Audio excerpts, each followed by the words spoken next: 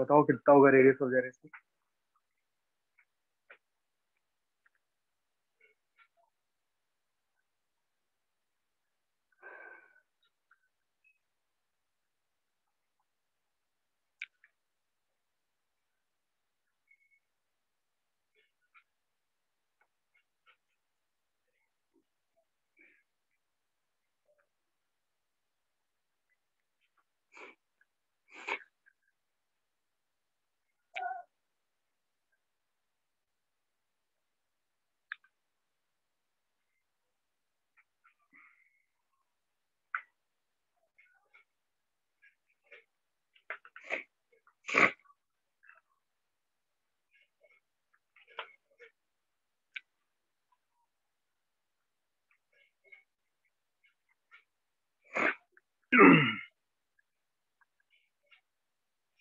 हो गया कितना टाइम।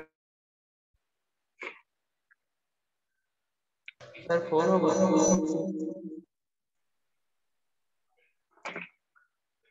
एक डिस्क है और रिंग है, दो केसेस होंगे इसमें। तो अगर पहले केस में देखो, अगर रिंग का कंसीडर करते हैं, रिंग के लिए जो आई होता है इट इज mr²। ठीक है, तो अगर के कैलकुलेट करोगे रिंग के लिए तो it will be I by M under root. तो mr² divided by M cancel out हो जाएगा, will be left with R. तो रिंग के केस में जो रेडियस होगा दैट विल बी जो रेडियस ऑफ जाइरेशन। और क्वेश्चन के अकॉर्डिंग कितना दिया हुआ है, it is given as 4 metre. Ring का रेडियस ऑफ जाइरेशन उसके रेडियस के बराबर होता है। यहाँ से देख लिया, आई होता है mr² डिवाइडेड बाई मास करोगे cancel out, root over r², it will be r। so k will be r equals to 4 metre. ठीक है, अब डिस्क के लिए अगर कैलकुलेट करोगे, डिस्क के लिए कितना होता है mr²/2। तो mr²/2 इधर डिवाइड करोगे, क्या बाहर आएगा, r/√2 बाहर आएगा। ठीक है, डिस्क के लिए देखोगे मोमेंट ऑफ इनर्शिया होता है mr²/2। तो आई की वैल्यू पुट करोगे, तो कैंसिल आउट हो जाएगा, रूट के अंदर क्या बचेगा, r²/2 बचेगा, r डिवाइडेड बाई √2 बाहर आएगा। तो यहाँ पे की जो होगा इट विल बी 4/√2 या फिर 2√2 मीटर। समझ में आ रहा है, कोई कठिनाई किसी को।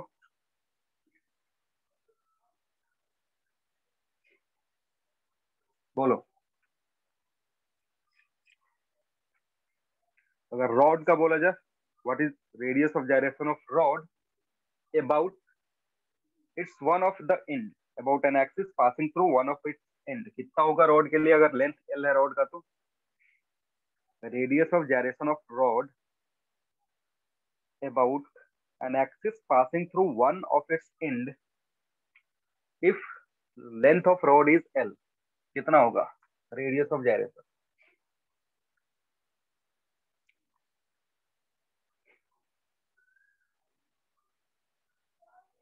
बोलो।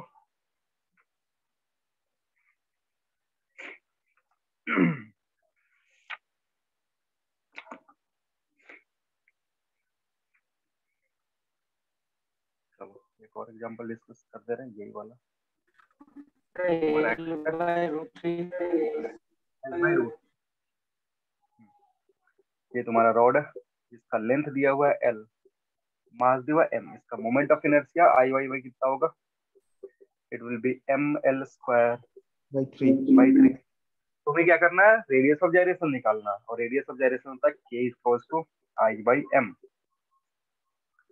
तो आई बाई एम देखोगे तो it will be ml²/3 divided by m। तो एम ऊपर नीचे कैंसिल आउट हो जाएगा, रूट के बाहर निकलेगा l, नीचे √3। समझ में आ गया। तो इसमें ज्यादा कुछ परेशान नहीं होना है। जब भी तुमको रेडियस ऑफ जाइरेशन पूछे तो एक्सिस बता करके रखेगा, उस एक्सिस के बाद सिंपली मोमेंट ऑफ इनर्शिया निकालो, कैसा भी फिगर हो तो मोमेंट ऑफ इनर्शिया निकाल लो, और क्या कर दो, उसके मास से डिवाइड कर दो, रूट ले लो, बस काम खत्म। हटा दे इसको। Next will discuss about theorems of moment of inertia. Theorems of moment of inertia, important topic है ये भी।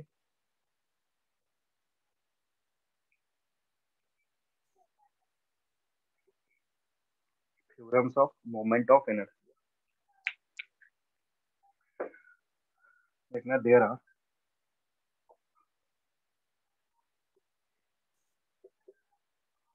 There are two theorems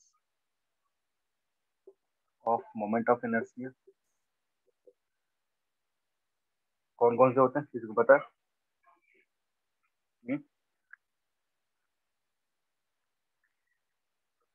बोलो।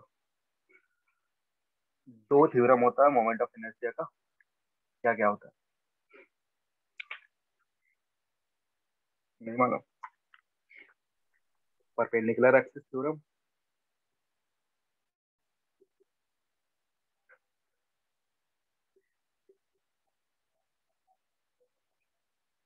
and number two is parallel axis.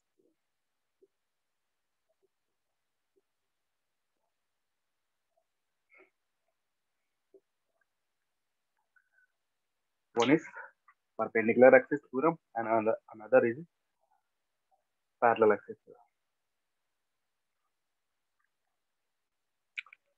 अब दोनों का थोड़ा सा यूज समझ लेते हैं कि क्या यूज है। देख लियो ना, हटा दे इसको।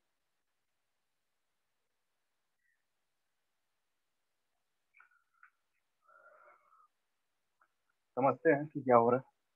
जैसे हमने डिस्क का कैलकुलेट करा है, रिंग का कैलकुलेट करा है, देखना यहाँ पे ये तुम्हारा डिस्क है, इसका मोमेंट ऑफ इनर्शिया हमने कैलकुलेट करा इस लाइन के ऊपर, ठीक है ना। एक परपेंडिकुलर लाइन जो उसके सेंटर से पास कर रहा था, इस लाइन के अबाउट मोमेंट ऑफ इनर्शिया हमने पता करा। अगर कोई बोले कि पता करो इस लाइन के अबाउट, और ये जो लाइन है this is parallel to the plane of the disc, मतलब ये ऐसे पास कर रहा है, और हमें कैसे पता? इस लाइन के अबाउट, ठीक है। अब देखोगे तो ये लाइन और ये जो लाइन मैंने यहाँ ड्रॉ करा है, इन दोनों में एंगल कितने का? ये बाहर है, और ये जो है इसमें एंगल है 90 डिग्री का, यानी both are perpendicular to each other. दोनों जो है वो क्या है, एक दूसरे के परपेंडिकुलर है। तो अगर तुम्हें इसका पता है, इस एक्सिस का पता है, इससे तुम्हें शिफ्ट होना है इस वाले एक्सिस पे, जो कि दोनों के बीच में एंगल कितने का बन रहा है, 90 डिग्री का बन रहा है। तो इस शिफ्टिंग में हमें यूज पड़ता है परपेंडिकुलर एक्सिस थ्योरम का। परपेंडिकुलर वाले एक्सिस का पता है, इस वाले एक्सिस का नहीं पता है, तो जब हम इसको शिफ्ट करेंगे यूज करके यहाँ पे, तो हमें जरूरत पड़ती है परपेंडिकुलर एक्सिस थ्योरम। अब बात करते हैं दूसरे वाले का। दूसरा वाला अगेन इस एक्सिस के बारे में पता है, हम चाहते हैं ये एक्सिस यहाँ पे शिफ्ट हो जाए। अगर इनको इस एक्सिस के अबाउट रोटेट करेंगे तब मोमेंट ऑफ इनर्शिया का होगा, कितना होगा समझना। कि ये एक्सिस है हमारा, इस एक्सिस के अबाउट तो हमने, अगर ये रिंग होता तो एम आर स्क्वायर होता। समझ में आ रही बात? अब हमें क्या करना है, रिंग हम इसके अबाउट रोटेट नहीं कर रहे हैं, रिंग रोटेट कर रहे हैं इस पॉइंट के अबाउट और ऐसे एक्सिस, ठीक है ना। तो अगर ध्यान से देखोगे ये दोनों एक्सिस जो ये क्या है, पैरेलल है एक दूसरे पे, ठीक है। तो इधर से जब मोमेंट ऑफ इनर्शिया शिफ्ट करके यहाँ पे जाते हैं, तो इस लाइन के about moment of inertia calculate करने के लिए हमें जरूरत किसकी पड़ती है? पैरेलल एक्सिस थ्योरम की पड़ती है। अब यही दो तरीके का शिफ्टिंग होता है, या तो परपेंडिकुलर एक्सिस पे शिफ्ट करोगे, या फिर एक ऐसे लाइन पे शिफ्ट करोगे which is parallel to the previous axis. तो इसलिए हमें दो एक्सिस थ्योरम का जरूरत पड़ता है, one is perpendicular axis theorem and the other one is parallel axis theorem. Clear है? तो बारी बारी से दोनों को डिस्कस कर लेंगे, लिखोगे।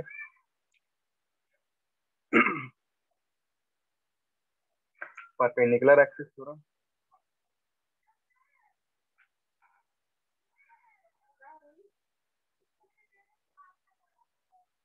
परपेंडिकुलर एक्सिस थ्योरम जो है, इसको डायग्राम के हेल्प से ही समझ लेंगे। अगर हमारे पास तीन एक्सिस है, तीन mutually perpendicular axis, this is your x y z, ये अगर तुम्हारे पास तीन एक्सिस है समझना, तो इसमें क्या होगा कि आई जेड जो होगा ये बराबर होगा किसके? ये परपेंडिकुलर, ये इस बोर्ड के प्लेन के बाहर है। ये क्या है, इस बोर्ड के प्लेन के बाहर है। ये जो बोर्ड के प्लेन के बाहर का जो एक्सिस होगा, ये बराबर होगा, इसका मोमेंट ऑफ इनर्शिया बराबर होगा moment of inertia about I x plus I y. बस इतना ही होता है परपेंडिकुलर एक्सिस। तुम्हारे पास तीन एक्सिस है, all three are mutually perpendicular to each other. तो अगर ये एक्सिस लोगे, this is your z axis, जो मैंने इसे बाहर की तरफ ड्रॉ करा है। अगर ये जेड एक्सिस है, इस जेड एक्सिस के अबाउट जो मोमेंट ऑफ इनर्शिया होगा, that will be equal to sum of moment of inertia about Y axis and Z X axis. आ रही बात समझ में? अब ये यूज होता है प्लेनर फिगर्स के लिए या प्लेनर ऑब्जेक्ट्स के लिए। जैसे तुम्हारा डिस्क हो गया, रिंग हो गया, लैमिना होगा, तुम्हारे पास कोई भी सीट होगा, उसके लिए जनरली हम ये यूज करते हैं। This is not use for, ये जो थ्योरम है, it is not use for ऐसा बॉडी जो कि वॉल्यूम को इंक्लोज करे।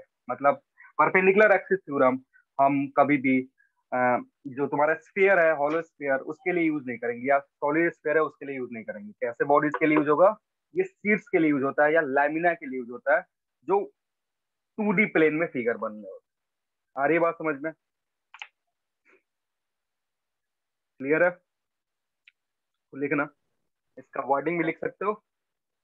मैथमेटिकल फॉर्मूला जो है बस इतना ही है। अब इसको वर्ड में लिखोगे थोड़ा सा बड़ा होगा, लेकिन लिख लो। लिखना, according to this theorem moment of inertia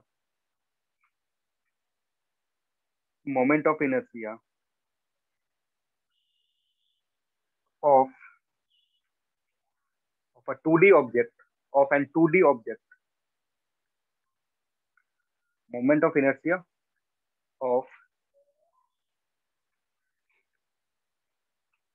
a 2D object, 2D object मतलब टू डायमेंशनल ऑब्जेक्ट, या ब्रैकेट में लिख सकते हो लैमिना। 2D ऑब्जेक्ट जो है, जैसे डिस्क हो गया, रिंग हो गया, उसको एक कैटेगरी में रखते हैं जिसको हम लैमिना बोलते हैं। Lamina about an axis about an axis about an axis passing through about an axis passing through passing through about an axis passing through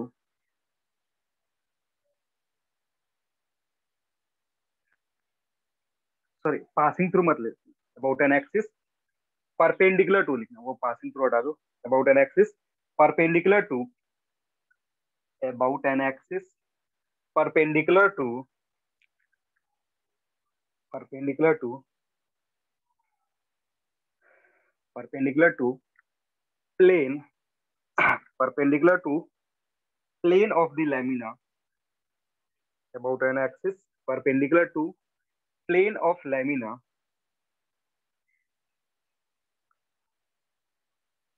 axis perpendicular to plane of lamina is equal to is equal to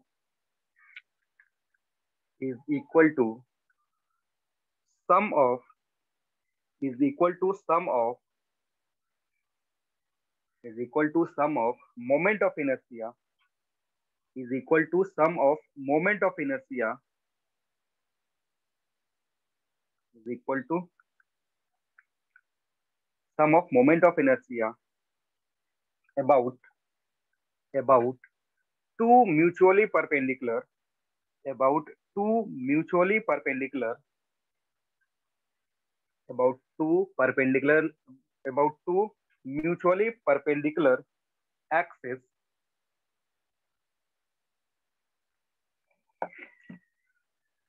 mutually perpendicular axis lying in lying in lying in plane of the lamina lying in plane of the lamina lying in plane of the lamina। ठीक है, लिख लिया सबने? अब वो जो पूरा मैंने वर्ड में लिखवाया, उसका बस इतना ही मतलब है। ये अगर बोर्ड तुम्हारा एक लैमिना है, समझ लो ये बोर्ड क्या है, एक लैमिना है, 2D फिगर है ये। तो अगर इस लैमिना से हम क्या करें, एक परपेंडिकुलर एक्सिस ले, जो कि जेड एक्सिस है, ठीक है ना। इस जेड एक्सिस के अबाउट जो मोमेंट ऑफ इनर्शिया होगा, it will be equal to sum of two mutually perpendicular axis, जो कि कहाँ पे है, इस बोर्ड के प्लेन पे है। ये एक्स और वाई कहाँ पे है, इस बोर्ड के प्लेन पे है।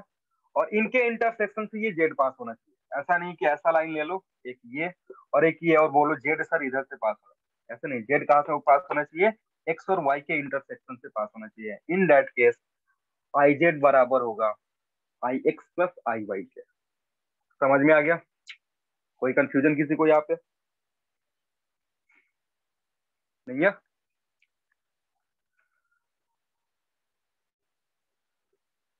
एग्जाम्पल कर लो एक।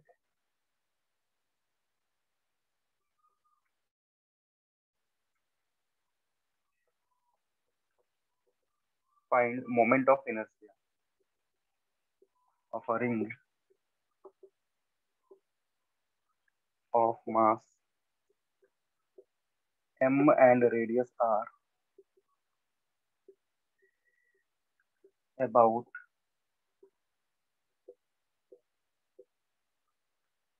an axis passing through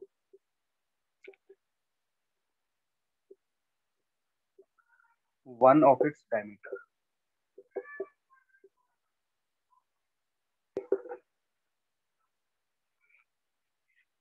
Moment of inertia of a ring of mass m and radius r about an axis passing through one of its diameter.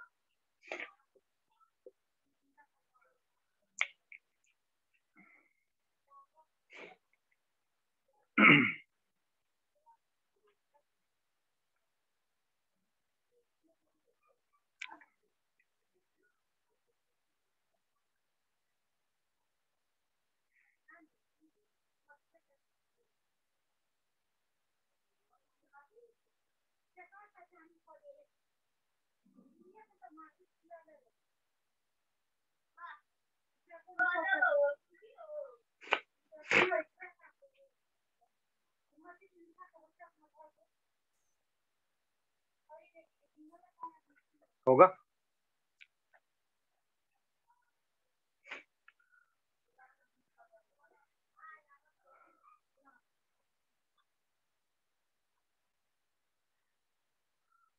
अभी भी घर पे बहुत लोग हैं। कितने लोग हैं? 15 से ज्यादा लोग अभी घर पे हैं। इसमें से कौन कौन और जाने वाला है सेंटर पे? घर वाले तो मस्त माइक बंद करके बैठे रहते हैं।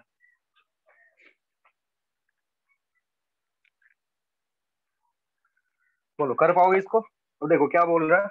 ये रिंग है तुम्हारे पास, दिस इज योर रिंग, इसका मास m है, रेडियस r है।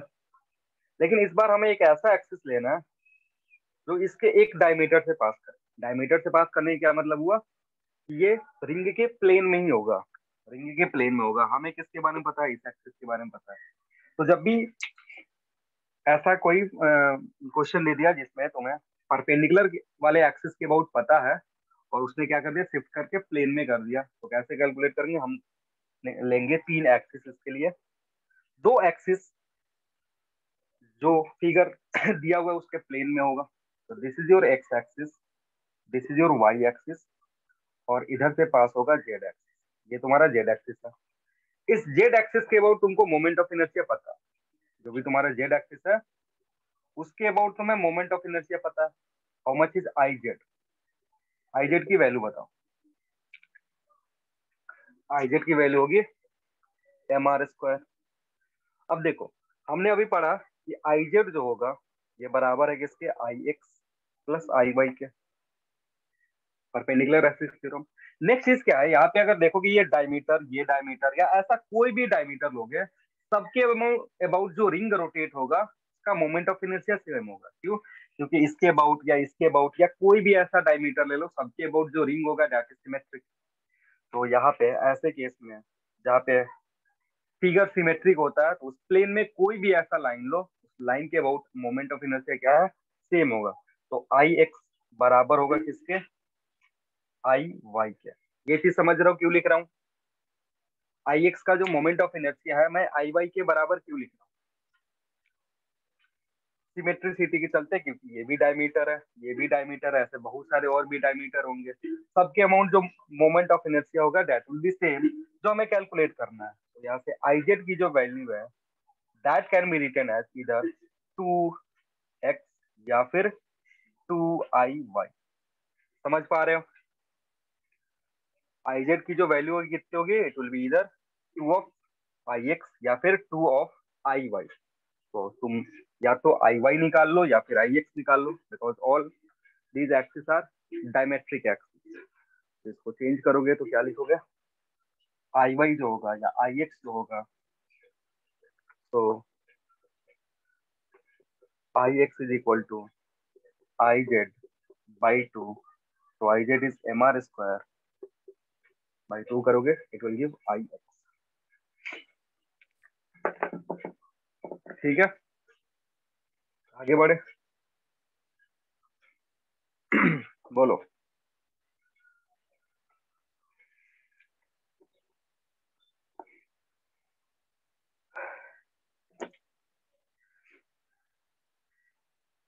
खाना बस कोचिंग वाले जो बच्चे हैं उन्होंने नहीं खाया है, और ये बाकी लोग ऐसे ही चुपचाप है, जो घर पे हैं वो भी चुपचाप है, ये सब खा पी के मस्त लेटे पड़े हैं।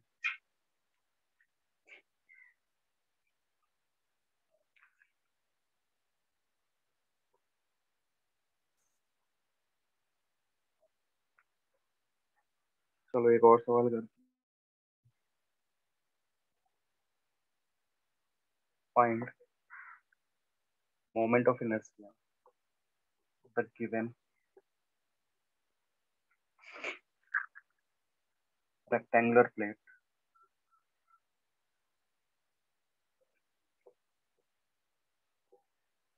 अबाउट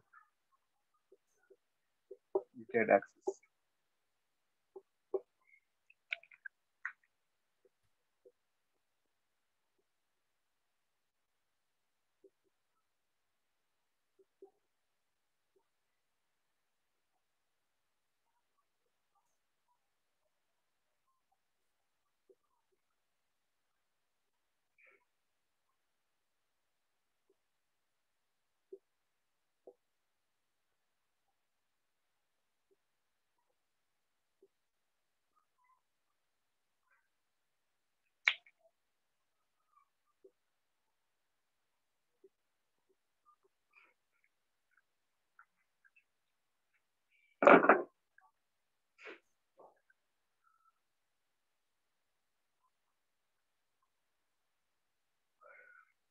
ये एक रेक्टेंगुलर प्लेट है, इसका मोमेंट ऑफ इनर्शिया तुमको निकालना है जेड एक्सिस के अबाउट।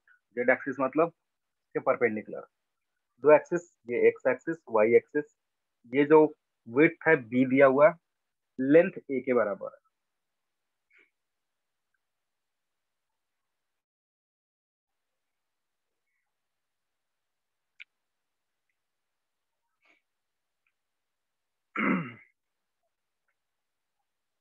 चलो इसको समझते हैं, बहुत सारे लोग इसको नहीं कर पाएंगे। जब इसमें क्या है ना, प्रीवियस वाले का उल्टा केस है। इसमें जो ये जो क्वेश्चन है, पिछले वाले केस में हमें जेड एक्सिस का पता था और प्लेन में जो दो एक्सिस थे उनके बारे में पूछ रहा था।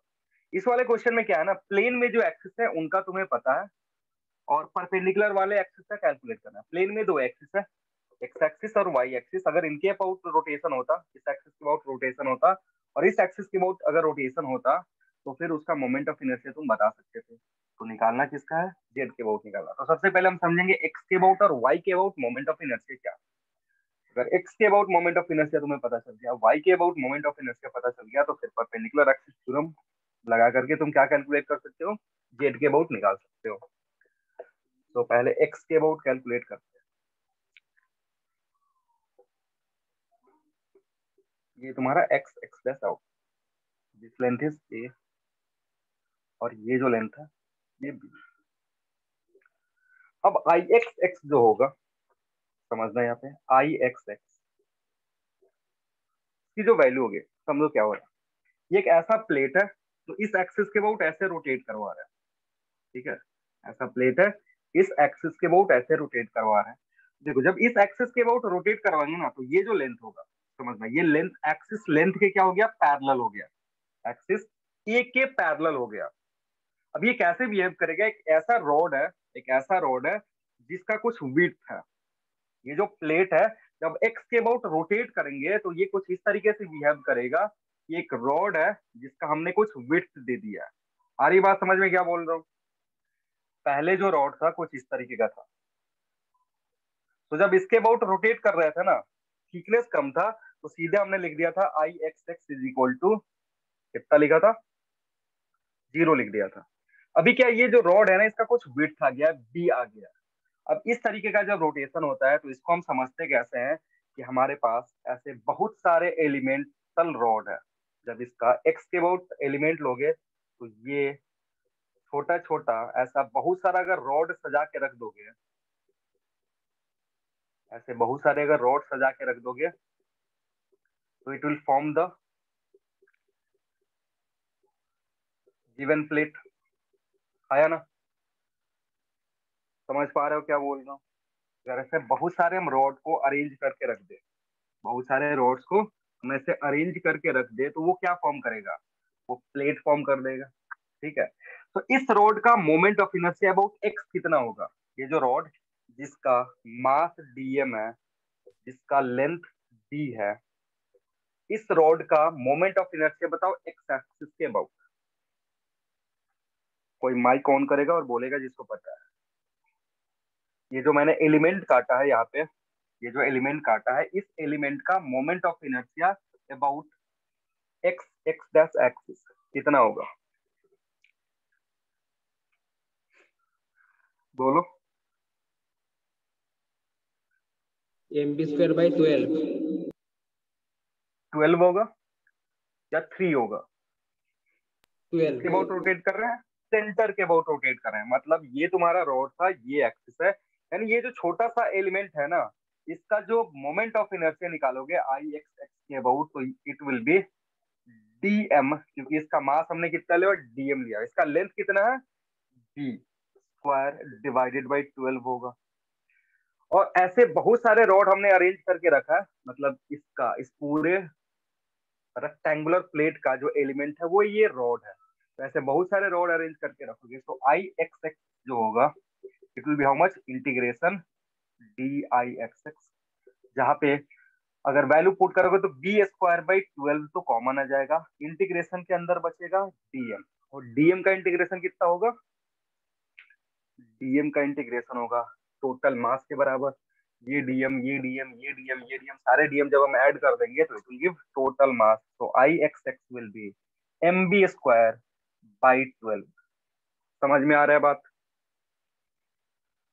इस सवाल में एक साथ दो चीजें समझा रहे हैं।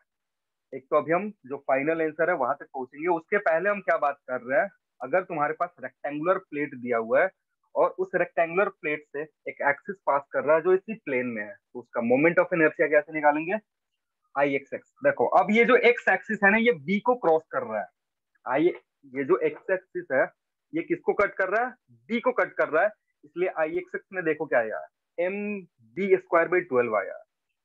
ये याद करने का एक तरीका है, जिसको क्रॉस करेगा वो आएगा m B square by 12। Clear है? इतना समझ में आ रहा है सबको? आई एक्स एक्स के about m B square by 12 कैसे आया, किसी को कोई कंफ्यूजन नहीं है? आगे बढ़े, चलो अब वाई एक्सिस के बारे में बात करते हैं कि अगर वाई एक्सिस के अबाउट देखेंगे तो मोमेंट ऑफ इनर्शिया कितना होगा प्लेट का।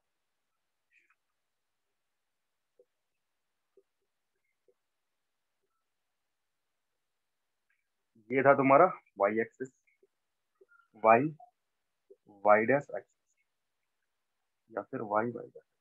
ये लेंथ है ए के बराबर और ये लेंथ है बी के बराबर। एक्स के अबाउट हमने निकाल लिया। अभी जो एलिमेंट काटोगे, अब अगेन देखोगे, अब रोटेशन जो हो रहा है कैसे हो रहा है, इस तरीके से होगा, इस प्लेन में होगा ऐसे, वाई के अबाउट रोटेशन होगा। तो अब जब एलिमेंट काटोगे तो एलिमेंट कुछ ऐसा होगा, और ऐसे बहुत सारे अगेन रॉड अरेंज करके रख दोगे तो it will form the whole plate. इसका मास dm। तो अगेन इस एलिमेंट का निकालोगे I Y Y, dy Y Y dash निकालोगे तो it will give how much, dm, जो इस एलिमेंट का मास। ये रॉड है, रॉड का लेंथ कितना दिया हुआ है ए, तो ए स्क्वायर डिवाइडेड बाई, कहाँ से पास कर रहा है, सेंटर से पास कर रहा है, एक्सिस ऑफ रोटेशन कहाँ से पास कर रहा है, सेंटर से पास कर रहा है, इसलिए नीचे 12 आएगा। समझ में आ रही है बात, नीचे क्या आएगा तुम्हारा 12 आएगा। और अगेन अगर इसको इंटीग्रेट करने के बाद अगर आई वाई वाई डैश निकालोगे it will be total mass a square by 12। Again y y axis देखो किसको क्रॉस कर रहा है, ई को क्रॉस कर रहा है, इसलिए फॉर्मूला में क्या आया, एम ए स्क्वायर बाई 12 आया। समझ में आया। अब अगर तुमको ये दोनों पता चल गया, एक्स एक्सिस के अबाउट पता चल गया, वाई एक्सिस के अबाउट पता चल गया, अब तुम परपेंडिकुलर एक्सिस थ्योरम लगा करके जेड एक्सिस के अबाउट कैलकुलेट कर सकते हो। पिछले वाले केस का अपोजिट केस, पिछले वाले एक्सिस के अबाउट हमें पता था, एक्स एक्सिस और वाई एक्सिस के अबाउट नहीं पता था, लेकिन सिमेट्रिसिटी के चलते वहां एक्स एक्सिस और वाई एक्सिस का जो भी तुम्हारा डायमेट्रिक एक्सिस था सबके about moment of inertia same था।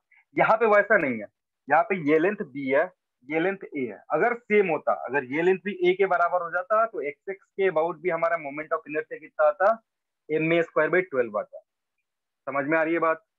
तो वाई निकाल लिया, एक्स निकाल लिया, with the help of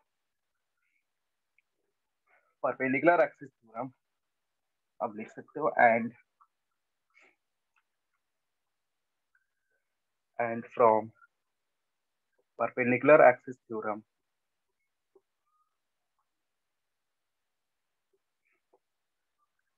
I Z is equal to I Y plus I X. I Y तुमने निकाला, it was M A square by 12 plus it was M B square by 12, तो common है उसको common कर लो, M by 12 A square plus B square, ये तुम्हारा I Z होगा, और this is your final answer.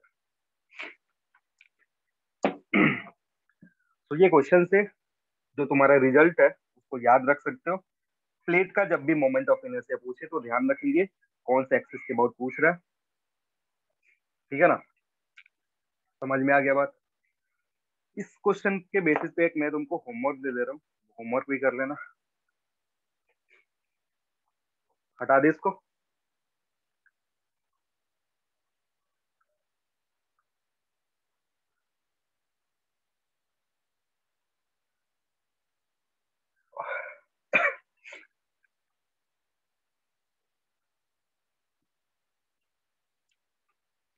ये लिखेंगे फाइंड मोमेंट ऑफ इनर्शिया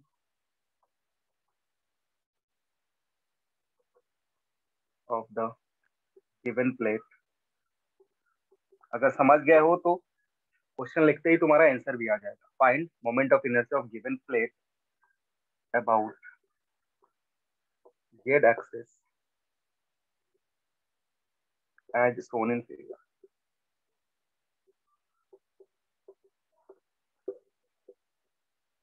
ये तुम्हारा प्लेट है, this length is your a, this length is your b. इस बार ये एक्स एक्सिस है, ये वाई एक्सिस है, और इधर पास कर रहा है तुम्हारा जेड एक्सिस, मतलब जेड एक्सिस इस कॉर्नर से पास कर रहा है, ए बी तुम्हारा प्लेट है।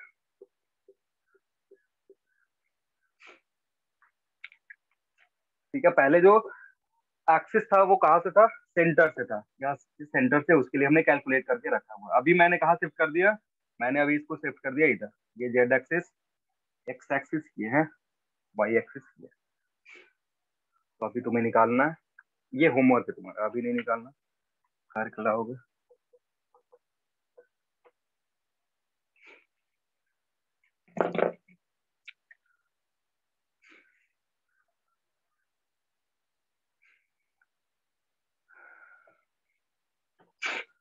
हो गया,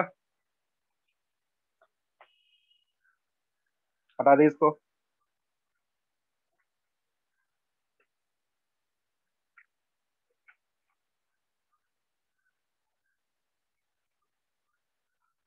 next will talk about second theorem, that is parallel axis.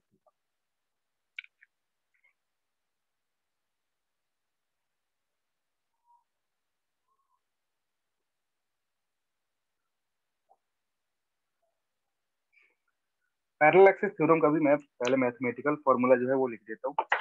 अब इसमें समझना, तुम्हारे पास एक बॉडी है, ये बॉडी है, ठीक है। इस एक्सिस के अबाउट ये तुम्हारा सेंटर ऑफ ग्रेविटी है, पूरे बॉडी का सेंटर ऑफ ग्रेविटी है, और यहाँ से ये एक्सिस पास कर रहा है।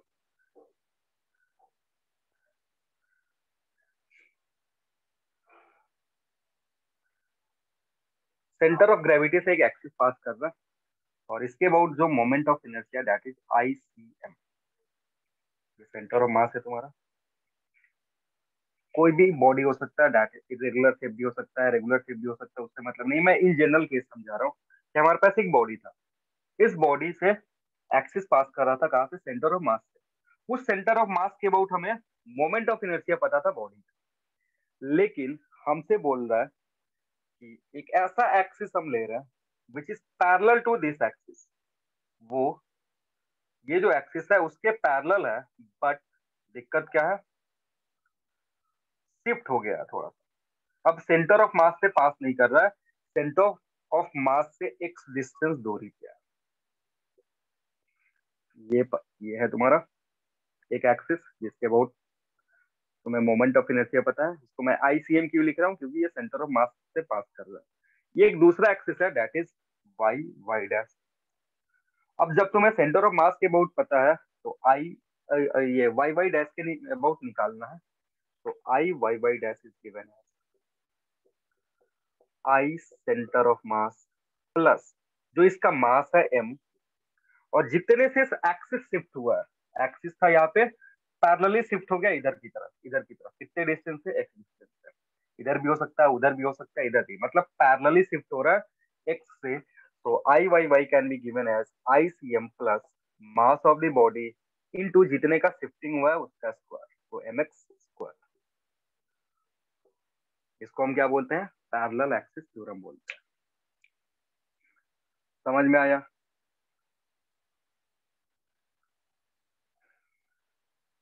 किसी कोई कंफ्यूजन?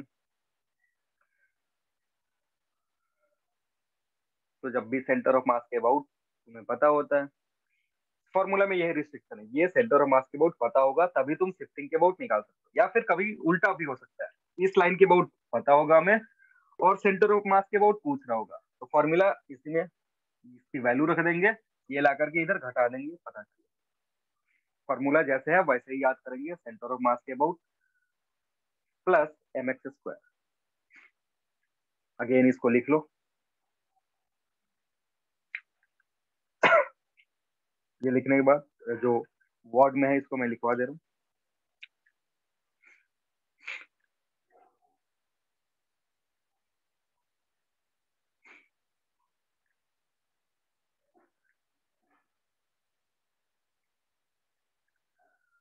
लिखना, according to this theorem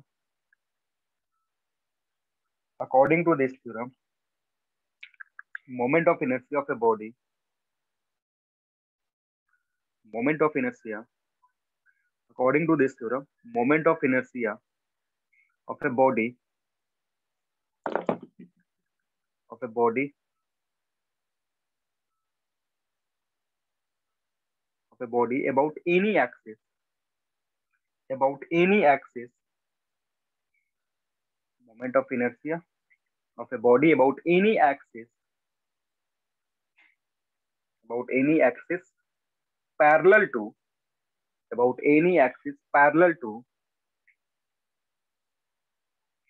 parallel to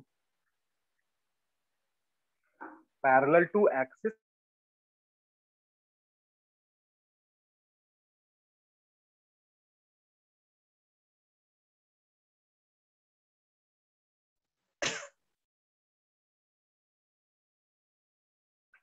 parallel to axis passing through center of gravity is equal to, is equal to, is equal to sum of, is equal to sum of moment of inertia, is equal to sum of moment of inertia, is equal to sum of moment of inertia about axis through center of gravity is equal to sum of moment of inertia about axis, moment of inertia about axis,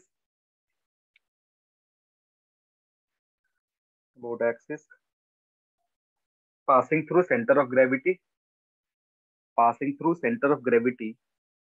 and and and and product of and product of its mass, product of its mass product of its mass product of its mass to square of distance, product of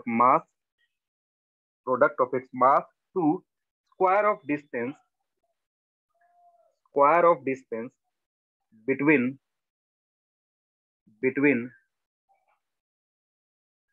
the two axes.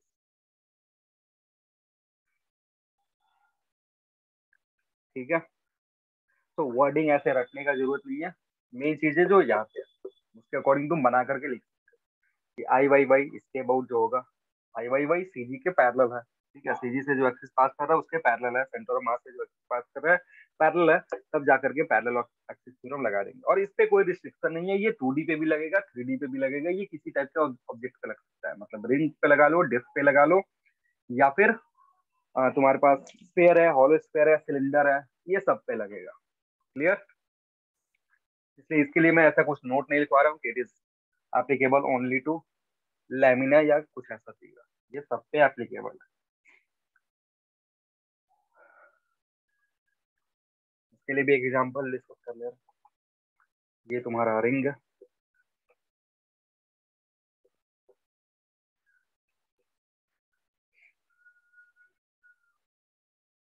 इस ring के लिए कैसा axis जो ए से पास कर, find moment of inertia of the given ring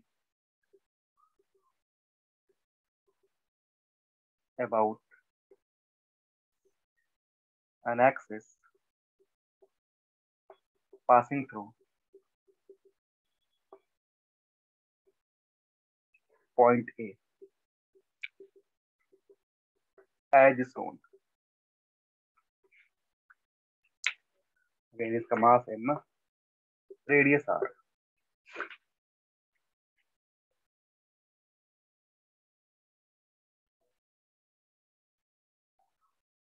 ये जो भी एक्सिस है इस तरीके का, ऐसा एक्सिस है,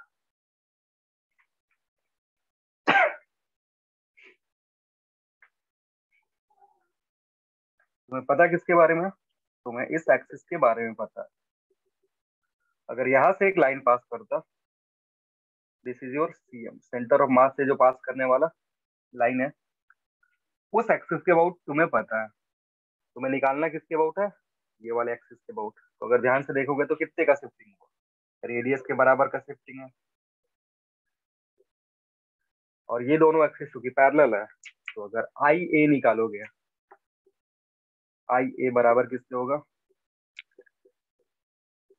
आई C M plus M R square. Radius के जो डिस्टेंस है एक्स, वो रेडियस के बराबर है, और आई सी एम पता है सेंटर ऑफ मास से, अगर ये एक्सिस पास कर रहा है परपेंडिकुलर टू द प्लेन है, तो इसका moment of inertia m are square होता है, तो m are square plus M R square it will be 2 mr square. अगर यहाँ से रोटेट करोगे रिंग को, it will be difficult with respect to rotation about the centre of mass. समझ में आया?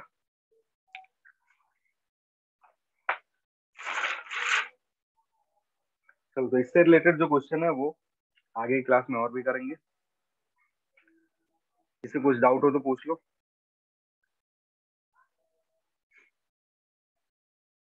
बोलो। कुछ डाउट नहीं है? जल्दी बोलो, बंद करे।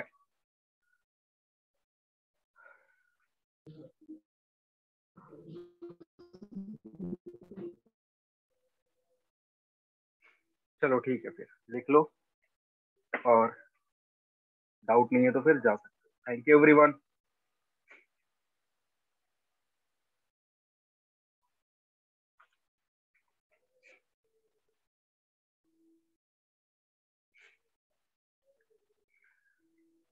चलो फिर मिलते हैं नेक्स्ट क्लास में।